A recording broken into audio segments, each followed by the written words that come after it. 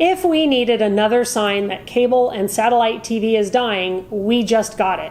While discussions that DirecTV and Dish may merge have been public for the past few years, word is now out that Dish may not have enough money to meet its obligations to provide 5G service to 75% of the population by 2025. Those obligations were put on Dish by the FCC and are expensive to fulfill. Though Dish chairman Charlie Ergen is still interested in a merger, calling it inevitable, a Hollywood Reporter article pointed out that AT&T CFO Pascal Desroches said at an industry conference that a merger between the two companies would only make sense if it generated more value than DirecTV does for AT&T now. And right now, streaming makes more sense financially for media companies than doubling down on satellite or cable operations. That's not to mention what it will cost Dish to meet the FCC's mandate to provide 5G service to another 5% of America within the next 2 years. It currently provides that kind of internet service to 70% of America. If you're AT&T, that kind of financial commitment may not make acquiring Dish as attractive as putting more money to its streaming service, DirecTV Stream. As we've reported on during our recent live streams, which we are on Fridays at noon Central, cable subscription levels are plummeting. If you haven't caught one of those yet, take a moment to subscribe to our channel so you can be notified when we're live or when we release a new video. Since July of 2022, streaming services have captured more viewers than cable or broadcast TV.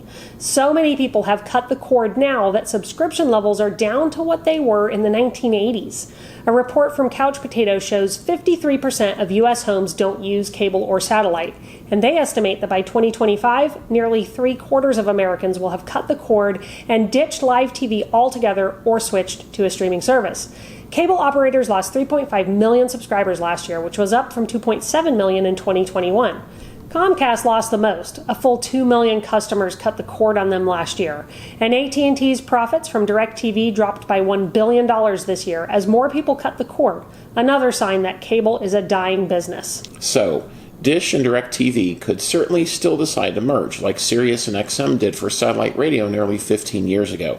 But the fact remains that cable is dying.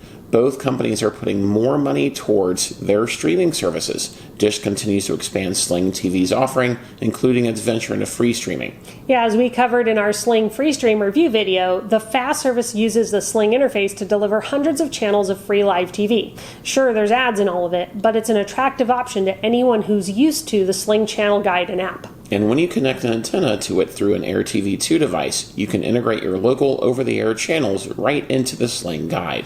Yeah, and DirecTV realizes the strength of streaming as well. It might be what's behind the confusing name change it launched recently, where it changed DirecTV to DirecTV with Internet, and it continues to call its streaming service DirecTV Stream. As we mentioned in our review of the cable-like streaming service, we don't love it, and we definitely prefer Sling, but it does say something when both of the media companies behind the two services seem to be choosing their individual streaming platforms over merging into one massive satellite option. Sling would certainly seem better positioned than DirecTV Stream in the long run, but only time will tell. We'll keep watching the news and reporting on what's changing in the streaming space here to help you stay on top of your streaming budget so you can find the best ways to watch your favorite shows and sports for less.